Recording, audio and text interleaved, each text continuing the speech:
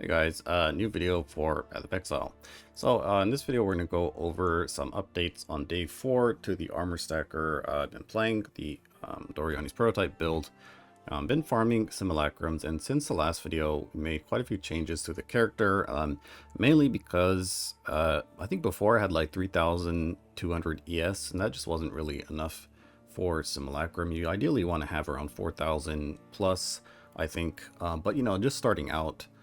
Before, like what I used to do is we'd run like the Alpha's Howl setup, basically because you just need to get, you know, your purity up to level 23, and then you just kind of farm wave 1 to like 25 in Simulacrum, and slowly level up, and then like upgrade your character. But now in Simulacrum, since there's only 15 waves, it's actually really hard to do that. But anyways, so it was a little bit awkward actually, you know, playing at 3k ES, and then I had like damage wasn't really all that good. Survivability wasn't really all that good. I mean, I was able to clear wave 30. I mean, not like all the time. I did fail a few simulacrums, but it just wasn't really working the way we used to build it and that kind of stuff. So basically I changed, I bought a pair of gloves. I got rid of the Soul Ascension gloves. Mainly because I wanted to play Lightning Strike, and you kind of need to get the extra strikes, and I didn't really have points on the tree to go and get the, you know, mastery here. It's like 4 points. I mean, I guess I could go and do it now that I think about it, but I already sold the gloves. Anyways, so but anyways, yeah, also needing to get a lot of energy shield. You can see we have 4,600 energy shield, which is quite high. And now I'm able to clear the simulacrums. I'm able to level up because I'm not actually dying that much. So it is actually probably better, I think, to lose a bit of damage but gain more survivability, so I can eventually level up in Simulacrum all the way to level 100. Alright, so been playing around with Lightning Strike in order to get it up to a pretty good amount of damage, and basically what the changes that I've been doing is, you can see first of all, we're using March of the Legion again. Basically I kind of forgot about this when I was like building my character, but you know, this does have like +5 to aura gems, and we can get our smite. See, my smite is all the way up to level 31, and that ends up being quite a lot more damage than using some, you know, the boots, like the old boots I was using. So basically using March of the Legion again, back to March of the Legion, right, just because of smite levels. And then I've also worked in Defiance Banner because the Defiance Banner, sorry if you can hear my pings going off. Defiance Banner is it's an aura, right, and it kind of gets scaled by your Necromancer aura, or the you know, if you take Guardian, it actually does give you like 1,500 life regen if you use Defiance Banner on Guardian, but on Necromancer it gives you a lot of attack speed. So this is like a fully charged Defiance Banner. It's like 15% more damage pretty much.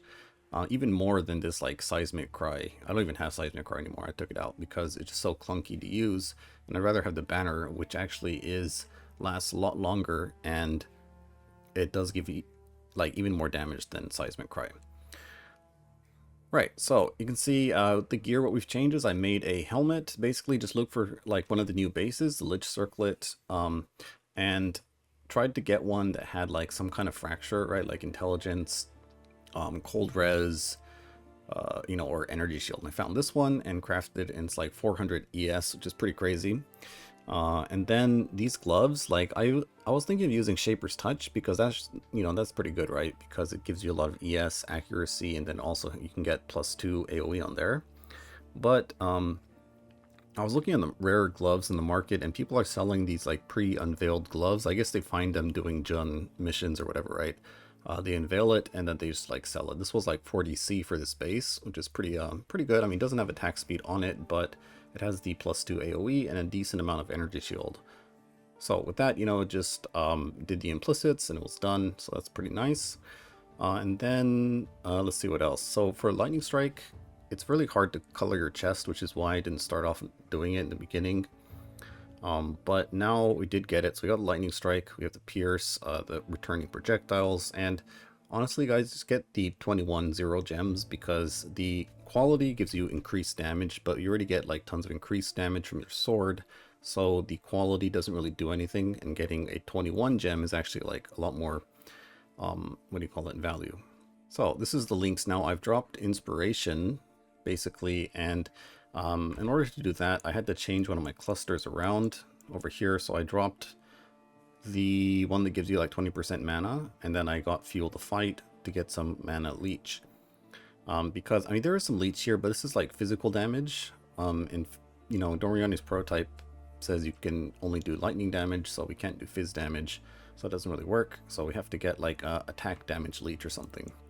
There is some leech over here. This one would work, but on this side of the tree. And yeah, I did change the tree around a little bit, I guess, right? Because basically we're just pathing to point blank. I guess because it's pretty nice damage increase. You could actually go up here and get precise technique, like drop this. But then you have to get a RT sword, and didn't really want to do that. But other than that, the tree hasn't really changed. I started getting a few more tattoos, like trying to squeeze in, you know, damage wherever I can find it, pretty much. And because I did drop my boots did have a lot of resistances. I had to drop the Immortal Flesh belt and went back to the String of Servitude. So now I'm like 30 over cap. So if I get Scorch inflicted on me, then I can take like a 30% Scorch. But if, yeah, and then I have reduced effective curses. So overall, it's okay. I would like to have like another maybe like 10-20% resistance somewhere, but I could get it if I catalyst up my rings, probably. Yeah, I could probably get that. But anyways, for now, this is actually working out pretty nice. I did swap out the ruby flask because I don't really need the resistance anymore. And so now I have a granite flask just to get a little bit of extra damage. So yeah, basically trying to get a damage wherever we can. And I did change, yeah, so I got on the links too, I changed some links around. So now that I'm using Sniper's Mark, we don't have the Poacher's Mark for Frenzies, right? So what I've done is do Cold Snap, casting damage taken, and this gives you Frenzies. It also gives you Chill, like 10% Chill, so that's quite nice. And then also on the Sniper's Mark setup here, I've added Enhance, which actually gives you a decent amount of damage. It's like 1 to 2 million more DPS for me. It's only on like bosses and that kind of stuff. For rares, it doesn't really do anything. And I think that's pretty much it for the changes. Let's take a look real quick. Yeah, so I did have to swap Pantheons back to Brine King. And then it's actually quite nice because we have the reduced effective chill 50%, and then we have another 50% on the flask. So whenever this is up, we're like immune to chill, which is quite nice because you get chilled like quite a lot in Simulacrum. Okay, so going forward, what are we going to do next? I'm not really sure. Maybe we can go for the endurance charges on block or the frenzies on block. Like these two would be real nice to get, because like the cold snap frenzies, you don't get it on single target, so that might be nice. And then the endurance charges would be nice for some defense.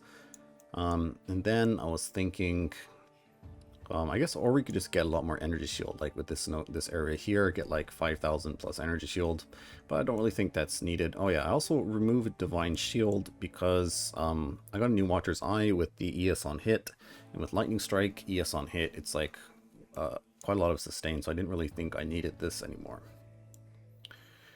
Okay, so that is kind of it for the changes, guys.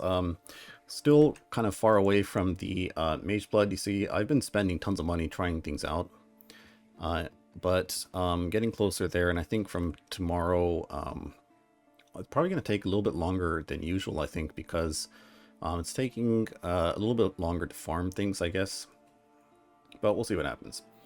Anyways, so that'll be it for this video. At the end, we'll have a Wave 30 Simulacrum. I'm only on Wave 3 right now, but I don't really want to, you know, have you guys wait all the way to a Wave 15, but we'll have a Wave 15 at the end of the video. You can go check out to see how Lightning Strike is performing. Okay, but that'll be it for this one. Thanks for watching, and I'll see you next time. I will not be made a fool.